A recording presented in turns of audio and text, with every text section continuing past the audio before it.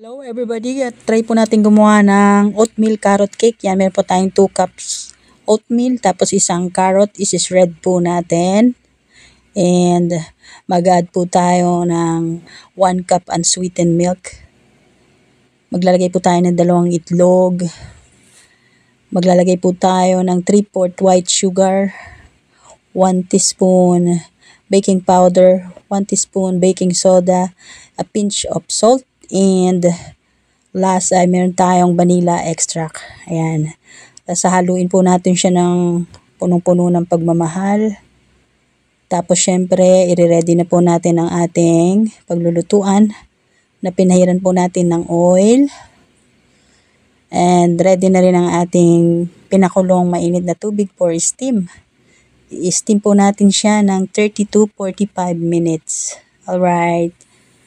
As usual, i-stick natin for testing. Pag wala nakadikit yan, pwede na natin siyang hanguin.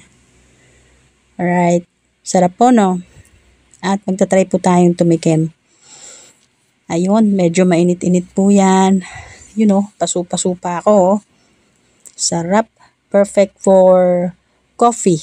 Sana po nagustuhan niyo po ang ating oatmeal carrot cake. Thank you guys for watching.